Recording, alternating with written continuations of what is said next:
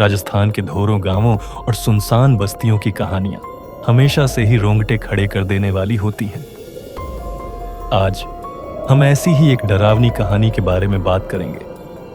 राजस्थान वीरों की धरती, लेकिन इन ढोरों के पीछे कुछ ऐसे राज दफन हैं जिन्हें वक्त की मिट्टी भी नहीं छुपा सकी। जैसलमेर से 80 किलोमीटर दूर एक ऐसा ही गुमनाम गांव है जहां आज भी सूरज ढलने के बाद कोई भी घर से बाहर नहीं निकलता। यह वीडियो सिर्फ मनोरंजन के लिए है। इसमें दिखाई गई कहानियां और घटनाएं पूरी तरह से काल्पनिक हैं। इसका किसी भी वास्तविक व्यक्ति या घटना से कोई संबंध नहीं है।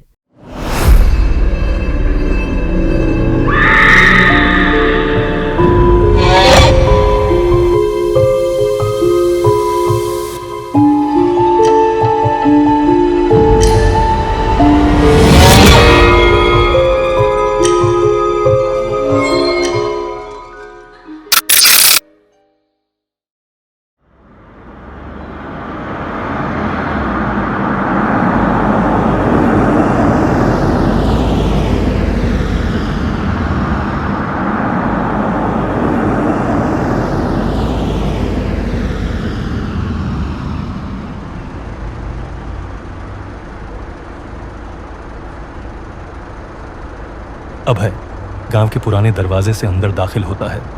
गांव बिल्कुल सुनसान और खामोश है, लेकिन अभय बेखौफ अपना व्लॉग बनाता रहता है। गाइस, हम पहुंच चुके हैं धोरों का गांव। कहते हैं यहाँ की रेत रात को लाल हो जाती है। लोग कहते हैं कि यहाँ एक लाल घूंघट वाली औरत भटकती है। आज हम इसी राज का पर्दाफाश करेंगे। यहाँ कुछ तो अजीब है। बहुत अजीब गांव है ये। कितना सन्नाटा है यहाँ।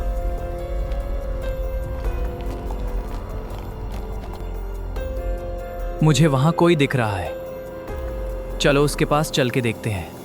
कुछ देर चलते चलते उसे एक पुराने कुएं के पास एक बूढ़ा आदमी दिखाई देता है जो आग सेक रहा होता है। काका, राम राम। ये गांव इतना खामोश क्यों है? वो बूढ़ा आदमी अभय को बहुत ध्यान से देखता है। कुछ पल खामोश रहने के बाद वो धीरे से बोलता है। बेटा, नए हो इसलिए सवाल कर रहे हो। पुराने होते तो अब तक शहर भाग गए होते। आज अमावस्या है, वो निकलेगी अपने लाल घूंघट में। 100 साल पहले इस गांव की एक नई नवेली दुल्हन चंपा अपने ससुराल आ रही थी।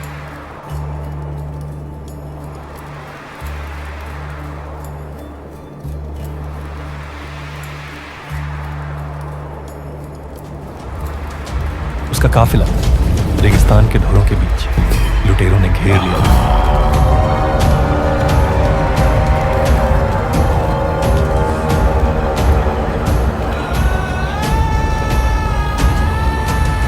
चंपा ने अपने गहने और अपनी इज्जत बचाने के लिए भागने की कोशिश की,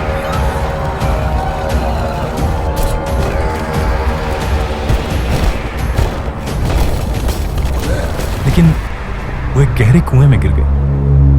कहते हैं मरते वक्त उसने लाल जोड़ा पहना हुआ था।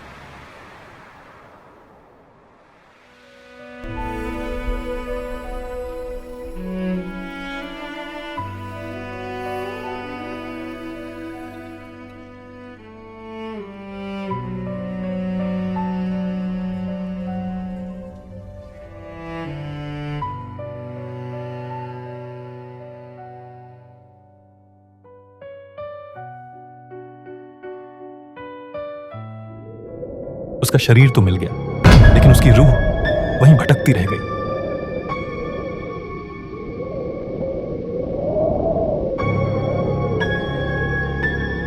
और उन लुटेरों को एक एक करके उसी कुएं में मरा हुआ पाया गया। सबके गले पर लाल चूड़ियों के निशान थे।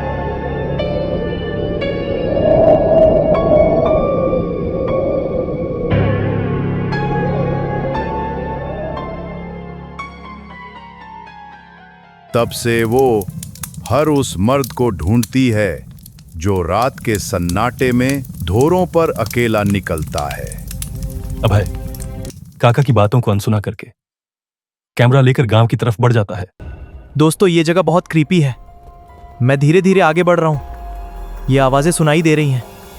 शायद कोई है यहां। चलो देखते हैं। सुनो, ये जगह बहुत खामोश है।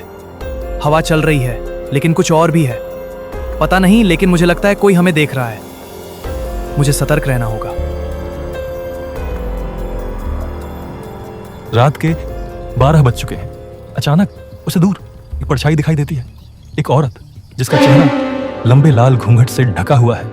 वो जमीन से थोड़ा ऊपर हवा में तैरती हुई लग रही है। वो औरत धीरे धीरे अभय की तरफ बढ़ने लगती है। अभय ये देखकर डर जाता है। वो भागने की कोशिश करता है।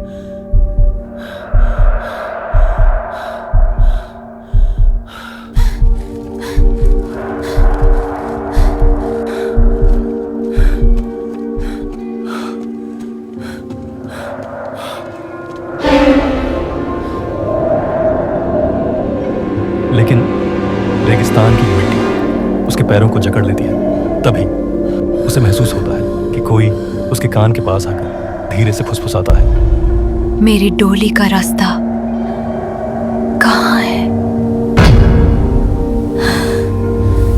ये सुनते ही अभय जमीन पर गिर जाता है और तभी वो औरत उसके बिल्कुल पास आ जाती है।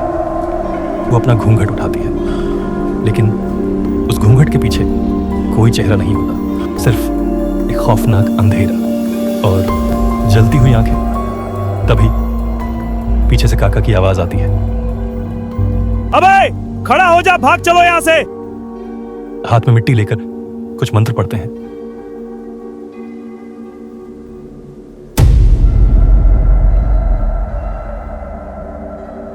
अभय किसी तरह अपनी गाड़ी तक पहुंचता है और वहां से भाग निकलता है।